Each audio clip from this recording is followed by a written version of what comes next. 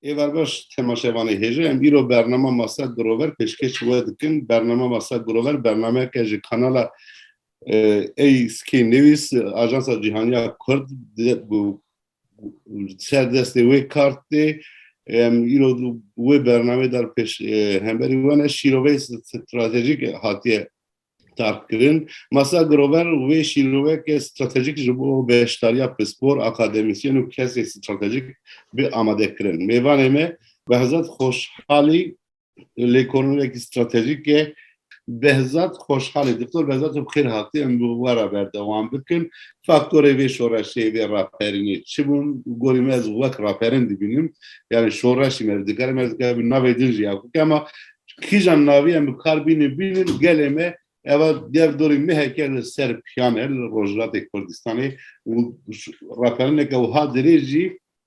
دیرو که کردستان دا وسط زیده نینه جانا گل رابیه سرپیا سر روح هفته جده روح و جاکه وامریه لیوی گاوی دیگر دوری مهکیه یا 25 روزه گلمه سرپیایه فاکتور وی چی بود افشورش چیه کنجی شیروه بکن و در باسی بیشه دوامین فرمان دکتر خوشحالی مفاقات نیوه سڵاو ڕێزم کاتتان باش زۆر زۆر سپاستان دەکەم بۆ ئەم کۆبوونەوە لە دەور یەک لە خزمەتتانای سەبارەت بە ئاخێزی ئەم جارەی ڕۆژهەڵاتی کوردستان کە بە هەر حاڵ وەکو سەرمایەکە بۆ هەموو کوردستانی گەورە بێ عەرزکەم کە سەرەکی ترین شت ئەوەیە کە ئەم بزوتنەوە وەکو بزوتنەوەی ژنان ناسراوە دواتر بزوتنەوەی گەنجان و لاوان ئەمە شاید گرنگترین تایبەتمەندی ئەم شۆڕشە بێت لە ڕۆژهەڵاتی ناوەڕاستە کە کردوویەتی بە خاڵێکی زۆر بەرجەستە و زەق لە هەموو بزوتنەوەکانی ڕۆژهەڵاتی ناوەڕاستاوە ئێستا تەشەنەی کردووە بۆ هەموو جیهانیش بە جۆرێکم بزوتنەوە بۆ بزوتنەوەیەکی جیهانی لەبەر ئەو دروشمەی کە سەرەتا لە سەرقەبرانی سەقز دوای ئەسپەردەکردنی ژینا دەستی پێکرد و دروشمەکان بەرەو ئاراستەیەک ڕۆیشتن کە نەک تەنیا پانتایی کوردستان بەڵکو هەموو ئێران و دواتر هەموو جیهانی گرتەوە گرنگترین شت ئەوە بوو دووهەم شتێکە کرا هەر ئەو ڕۆژە بۆ یەکەم جار کۆمەڵێ لە کچانی کورد و ژنانی کورد لەسەر قەبران لە کاتی ئەسپەردەکردنی ژینادا ڕووسەریەکە و حیجابەکانی خۆیان فڕێدا ئاسمان و ئەمیشە بوو بە هێمای دەستپێکی شۆڕشێکی گەورە لە کوردستان و دواتر ئێران کە ئەو خواستانەی کە نزیکی 40 ساڵە بە پێی یاسا و بە پێی زەبر و زۆر پەنگی خواردووەتۆ ئەوانە بکرێتەوە و ئەو کرانەوە ڕۆ قاڵبی جۆرە تەقینەوە سێهەم شتێکە بوو ئەو بوو کە دیسانەوە هەر لەسەر سەرقەبرانی سەقز هێواش هێواش ئەو مێنتاڵیتە کە ساڵیانێکی زۆرە نێوان کورد و ئەویدی ئێرانیا هەیە خۆی نواند و لە دروشمەکە ئێوە دیتان لە دروشمەکانە داگیرکەری ئێرانی قاتڵی ژینامانی بۆ یەکەم جار بە شێوازێکی جەماوەری باسی داگیرکەری ئێرانی کرا ئەم دروشمە هەتا ئێستش بەردەوامە بەڵام بە کۆمەڵی هۆکارگەل کە هەتاکو ئێستایش بێدەنگی لێ هێنراوە یا جۆرێ ئارامی لە داخوازی خواستەکانە بووە ئەو دروشمە کەمێک هێواش کراوەتۆ فریز کراوە بە جۆرێک بۆ ئەوەی کە بتوانین هاوتەریب لەگەڵ گەلانی تری ئێرانە بتوانین بزوتنەوەکە و شۆڕشەکە بزوتنەوەی کە ئێستا کە بوو بە شۆڕش وە بە ئینقلابێک بێنە بەرەوە ئاراستەیە کە بە هەر حاڵ بە کۆتایی هاتنی حاکمیەتی ئێرانی بتوانین نەتەوەکانی تریش بەرەو ئاراستە بووێن کە هێواش هێواش ئەو خەبارەی دەوڵەت ملەتە دەوڵەت نێتەوە هێواش هێواش کۆتایی گرنگیەکی زۆر زۆر تایبەت کە ئەشێ باسی بکەم ئەم شۆڕشە شۆڕشی نەوەی دیجیتاڵە یعنی نەوەی دیجیتال ئەگەرچی لە ساڵەکانی 2009-2010 شتێکی ئاوامان بوو لە ئێرانە ناوی بزوتنەوەی سەوز بوو وەکو بزوتنەوەی فەیسبووکی و دواتر تویتەری پێناسە کرا وبوو بە ئیلهامێک بۆ بەهاری عەرەبی لە جیهانە. بەڵام ئەم جارە تایبەتمەندیەکانی بە شێوازێک لە شێوازەکان ئەوەیە کە ئەم نەوەیەکی دیجیتالن و ئەم نەوەی دیجیتالە بەهۆی ئەوەی کە سەرکاری زۆری لەگەڵ جیهانی ئینتەرنێت جیهانی گەیمەکان هەبووە لە داهێنانەکانیشیان خەریکە بێوێنە ئەچێتە پێشەوە. یعنی تۆ کاتێ فیلمەکان ئەبینی، کاتێ عەکسەکان و ڤیدیۆکان و کلیپەکان و هەموو شتانە ئەبینی،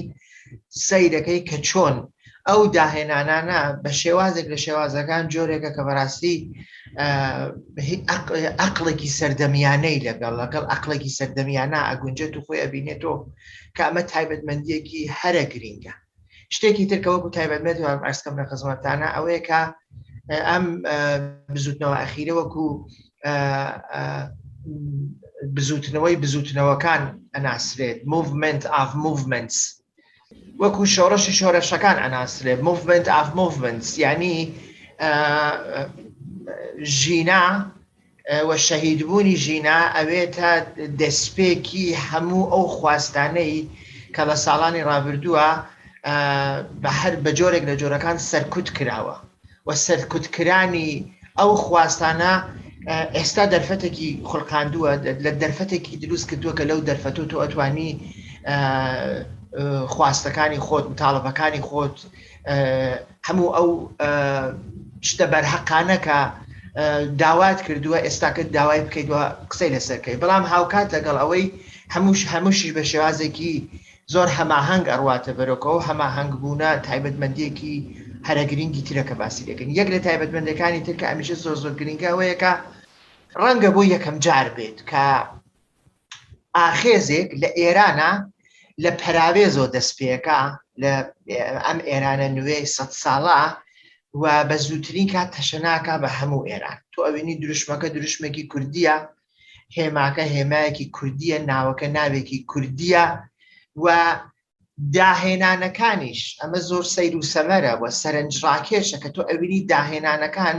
و شێوازی نوێ و مێتۆدی نوێی خەبات لە کوردستانەوە ئەچێ بۆ تاران و بۆ شارەکانی تر لەوێت تەکمیل ئەوێت و بەسەر تەواویەت و گشتایەتی ئێرانە دابەش ئەوێت. ئەمە شتێکی یەکجار گرینگە کە هەموو جار تۆ ئەوینی پەراوێزەکان حاڵەتێکیان هەیە کە بە جۆرێک دواکەوتوویان لەباری دروشم و گەشەسەندن و پێشکەوتن و بزوتنەوە و خەبات و بزاوتا هەیە. بەڵام ئەوە ئەوینی لە کوردستانەوە تەشەناکە بە تەواوی ئێران و دیسانەوە ئەگەرێتەوە بۆ کوردستان جۆری بەرگری خەڵک دواتر کە لە قاڵبی مانگرتنەکانە دەرئەچێت ئەڕوا بۆ جۆرێک بەرگری ناوی بەرگری ڕەوای لێ ئەندرێت و جۆری بەرگریەکانیش مێتۆدێکی نوێیە. ئەوینی کە لە ماوەی 3-4 هەفتەدا پێشتر ئەگەر خەبات و شۆڕشمانە کرد لەوانە تێچوو زۆرمان بوو، گیانبەخت کردو زۆرمان بوو. بەڵام شێواز و مێتۆدی بەرخۆدانەکە جۆرێکە کە بە کەمترین تێچووە تۆ ئەتوانی زۆرترین دەستکەوت بەدەست بێریت، پرۆپاگەندەیەکی گەورەی جیهانی لە پشتۆ بێ، ئاژیتاسیۆنێکی گەورەی جیهانی لە پشتۆ بێت و ئەمانە لێگیرە دوای یەک بتوانێت بچێتە پێشەوە. وەکو کۆتایی ئەرزەکەم لە خزمەتدانە ڕەنگە لە 5 دقیقە زۆرتر قسەم کردوێت. ئەم نەوەی گەیمە ئینتەرنێتیەکانە و نەوەی گەیم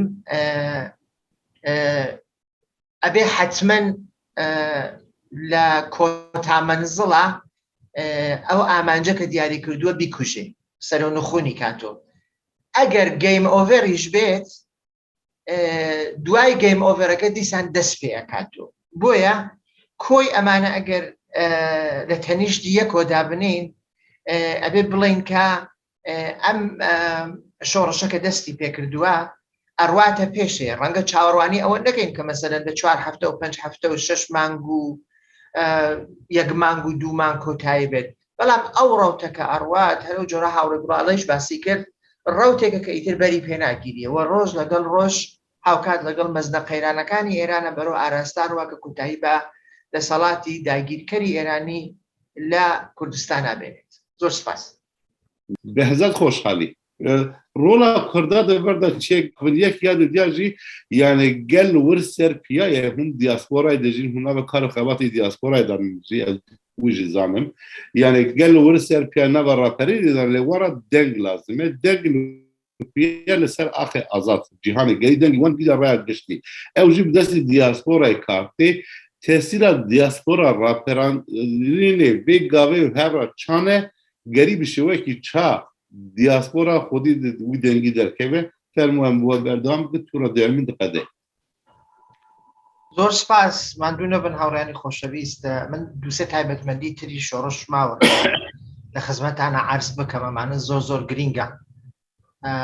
سەرەتا ئێمەی کوردی ڕۆژهەڵات بە تایبەت پارچەکانی تری کوردستان بە گشتی تا ئەندازێک ئەمانزانی کە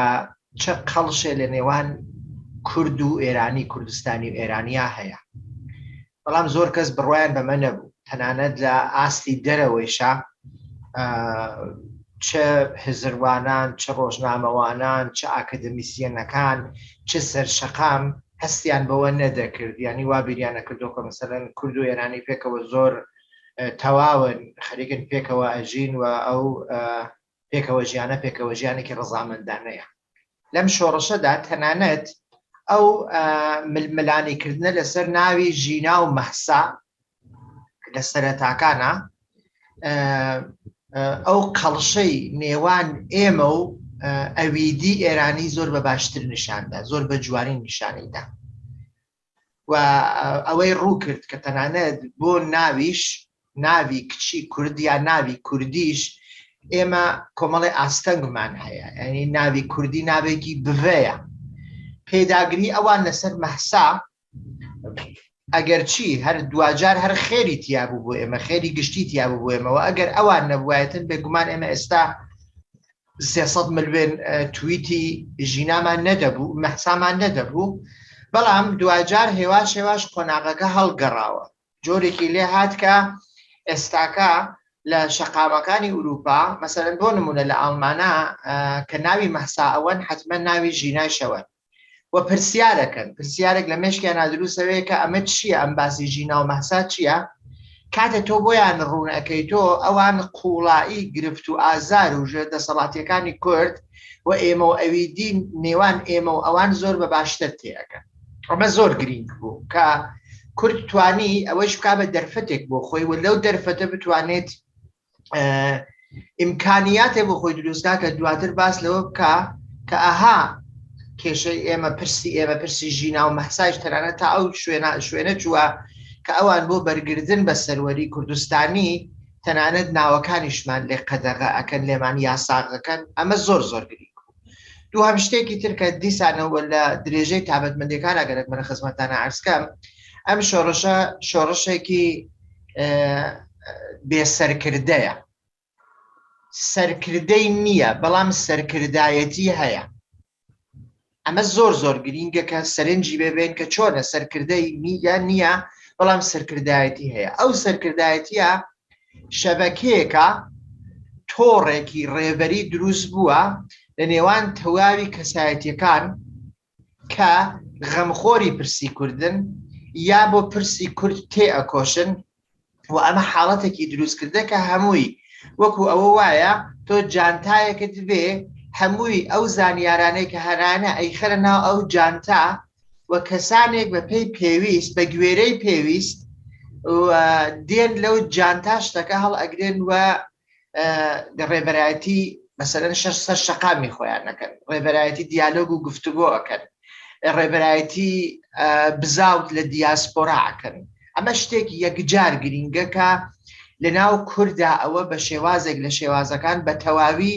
لە ماوەیەکی زۆر کووردا گەیشتە باڵغبوونێک تۆ ئەم شتابینی یەک تایبەتمەندی تر کە زۆر گرینگە کە باسی کەم لە خزمەتانە کارلێککردنێکی بێوێنە و تەواوە لە نێوان سێ کوچکەی حزب و جەماوەر وەکو گەل و ئەلیت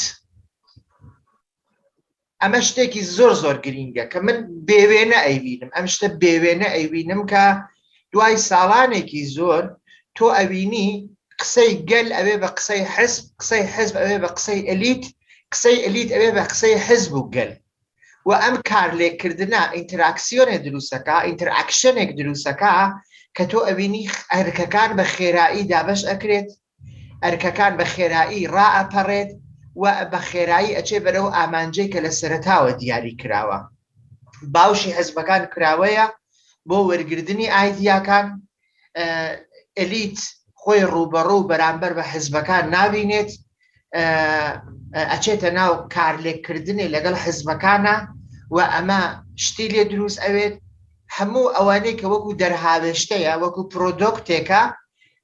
ئەدرێت بە گەل وە گەل کار لەوە وەرەگرن گەلیش دواتر فیدبەکی خۆیان ئەدەنەوە بە حزبەکان و هێزە کوردستانیەکان و ئەیدەنەوە بە ئەلیت ئێوە ئەوینن کاتێک مەسەلەن حزبەکان هاژەکبارانەکرێن مۆشەکبارانەکرێن بە درۆن و بە هاژەک و بەو شێوازە وەحشیانە لێیان ئەدرێت کە ئیتر هەڵڕستنەوە سەرپێ ئەوینی زۆر ناخایەنێت کۆماری ئیسلامی مەسەلەن بە تەمای ئەوە بوو کە جۆرێک با لە حزبەکان کە ئیتر هەڵنەستنەوە سەر خۆیان و بێت ئەو سێ کوچکە کوچکێکی تێک بات و لێی بدات و نەجاتی بە بەڵام ئەوینی بە چەند سەعات دوای 8 ساعت 9 ساعت ئەو هەڕەشە خۆی ئەوێ بە دەرفەتێک و ئەو دەرفەتە دیسانەوە هێز و وزەکەی ئەواتۆ ناو کۆمەلگا بە مانگردن بە ئاخێز بە ڕاپەڕینی خەڵک بە توندبوونەوەی ڕاپەڕینی خەڵک لەسەر شەقامەکانە خۆی ئەوین ئێستا بە بڕۆینە سەر باسێکی تر سەبارەت بە دیاسپۆرا کە دیاسپۆرا چ دەور و ڕۆڵێکی نواندووە دیارە لە سەرەتاکانە کە دەستی پێکرد هەموو ئێمە تووشی جۆرێک تێڕامان بووین جۆرێک هەمومان لە داخ و خەفەتی ئەو شتێک کە ڕوویدا لە ڕۆژهەڵاتی کوردستانە تووشی گرفت و ئازار بووین بەڵام بە زووترین کات ئەو ڕێبەری تۆڕە یا ئەو ڕێبەری شەبەکە کە دروست بوو هاتەوە هاتە ناو شەقامەکانی دیاسپۆرا و یەکەم ئەکسیۆنەکان لەبەر باڵبێزخانەکانی ئێران لە ئوروپا دەستی پێکرد دواتر ڕۆی بەرەو ئەوەی کە تەکمیل بوو کاملتر بوو جاران ئێمە هەر ئاهاتی نەسەر شەقامەکان لەوانەیە چەندانە دروشم و شتی ئاوامان بوو تایە مردن بۆ کۆماری ئیسلامی نەمێنێ کۆماری ئیسلامی یافلان بەڵام دیمە یەکەم جار مەسەلەن پەرفۆرمانس لە سەر شەقامەکان بەڕێوە چوو دواتر سرود دەستی پێکرد و هێواش بەرەو ئاراستەی ڕۆی کە لە تەواوی دیاسپۆرا گشتگیر بوو و ئەو گشتگیر بوونە تەشەنەی کرد بەناو ئێرانیەکانیش فیدبەکی خۆیان داوە دیارە ئەوانیش بە هەر حاڵ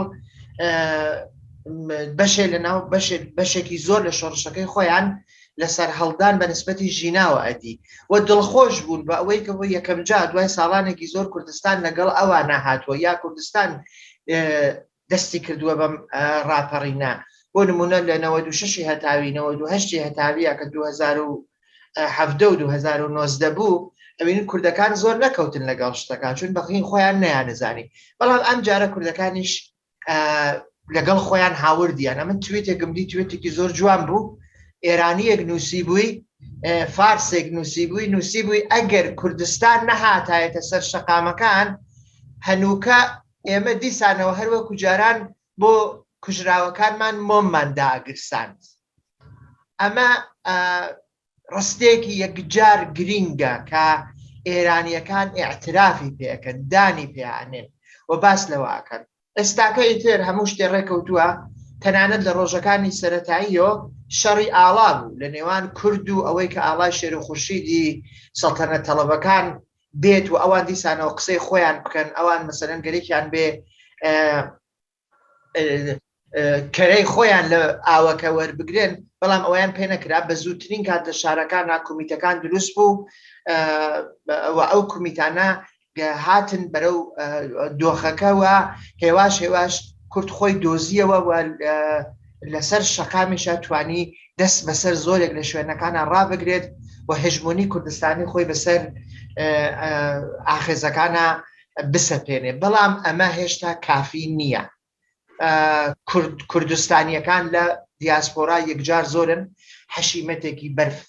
زۆرن و ئەوانە ئەبێ هەموو شەقامەکان داگیرکەمە بە واتای ئەوە نییە کە ڕێگە بە ئێرانیەکان نەدرێت بەڵام ئەوان ئەبێ هەست بەوە بکەن بە دڵ و پۆست و ئەسک و گیانیان و هەست بەوە بکەن کە کوردەکان ئەو توانایان هەیە لێرەدا ئەبێ باسی یەکشت بکەم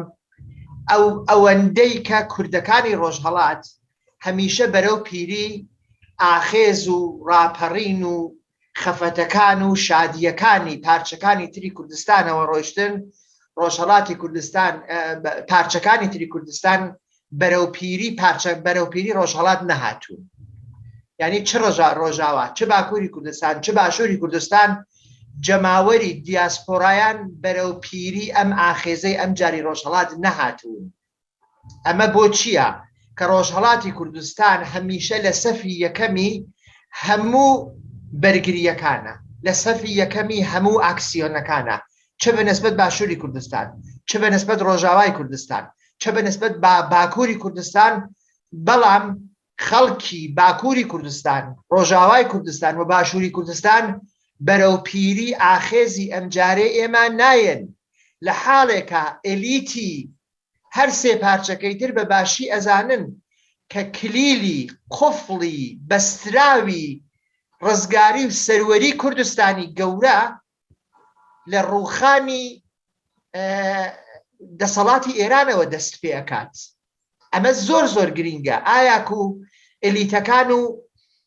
ڕووناکبیرەکانی پارچەکانی تر ئەرکی خۆیان بەجێ نەهاوردووە؟ ئایا حزبەکانی پارچەکانی تر کۆمەڵە بەرژەوەندیان هەیە لەگەڵ ئێرانە کە ئابە و شێوازە کاری پرۆپاگاندانە ئەکەن بۆ ئەوە پەیوەست بن بە شۆڕشی ئێمە لە دیاسپۆرا؟ و ئایاکو کەم تەرخەمی جەماوەری پارچەکانی ترەکە نایەن بەرەو پیری ئاخێزەکەی ڕۆژهەڵاتی کوردستان؟ ئەمە ئەبێت لێ بکۆڵێتەوە، ئەبێ خەسارناسی بکرێت و ئەبێ وەکو گلەیەک لەلایەن ڕۆژهەڵاتی کوردستانەوە بە گوێی هەموو کوردەکانی پارچەکانی تر بگێت کە بۆچی هەمیشە ئێمە پێشڕەوین پێشەنگین لە خەتی یەکەم و لە سەفی یەکەمی هەموو ئاخێزەکانی ئێوین، لەگەڵ شادیەکانتانە شادین، لەگەڵ گریانەکانتانە ئەگرین، هەمیشە لەگەڵتانین، بەڵام بۆ ئێوە بە نسبەتی ئەو شتەوە کەم تەرخەمن. ئەبێ خەسارناسی بکرێت و بە زووترین کات ئەمە ئەبێ چارەسەر بکرێت، ئەمە قسەی لەسەر بکرێت کە بۆ چی شتێکی ئاوا ڕووی داوە. زۆر سپاسدانە.